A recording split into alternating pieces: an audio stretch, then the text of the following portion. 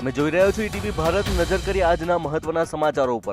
અયોધ્યામાં રામલલ્લાની પ્રાણ પ્રતિષ્ઠાની દિવ્ય વિધિ પૂર્ણ થઈ. વડાપ્રધાન નરેન્દ્ર મોદી, મોહન ભાગવત અને સીએમ યોગી બન્યા યજમાન. હાજરી આપવા 8,000થી વધુ મહેમાનો અયોધ્યા પહોંચ્યા. અયોધ્યામાં રામલલ્લાની મૂર્તિના અભિષેક થયા બાદ વડાપ્રધાન નરેન્દ્ર મોદીનું સંબોધન. કહ્યું, 22 જાન્યુઆરી 2024 કોઈ તારીખ નથી, આ એક નવા યુગની ઉત્પત્તિ છે.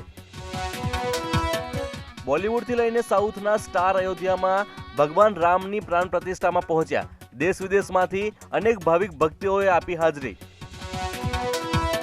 તમિલનાડુમાં પ્રાણ પ્રતિષ્ઠા કાર્યક્રમના પ્રસારણ પર પ્રતિબંધને લઈને સુપ્રીમ કોર્ટે સ્ટાલિન સરકાર પાસેથી માંગ્યો જવાબ.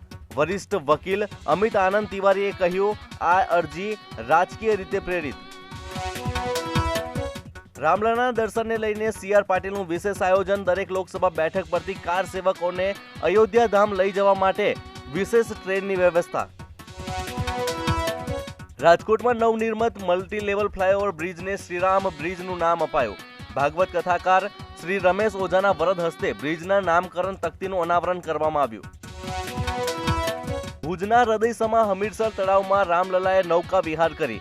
રામધૂનમાં બપોરે મહાઆરતી બાદ ભગવાન શ્રીરામે હનુમાનજી અને ભજન મંડળી સાથે બોટમાં નૌકા વિહાર કરી. સુરત સરકારી હોસ્પિટલમાં નર્સિંગ સ્ટાફે કેસરિયા પહેરવેશ સાથે કેમ્પસમાં કાઢી રેલી. આખું કેમ્પસ જય શ્રી રામના નારા સાથે ગુંજી ઉઠ્યું.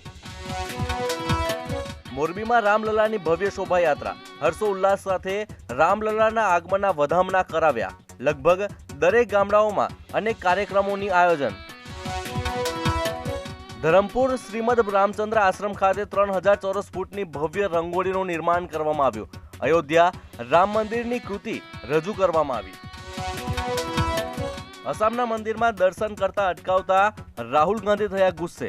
રાહુલ ગાંધીને પોલીસ પ્રશાસન દ્વારા શંકરદેવના જન્મસ્થળના દર્શન કરવા અટકાવવામાં આવ્યા. તો આ હતા આજના મહત્વના સમાચારો. વધુ માહિતી અને અપડેટ્સ માટે લોગિન કરો www.etvbharat.com.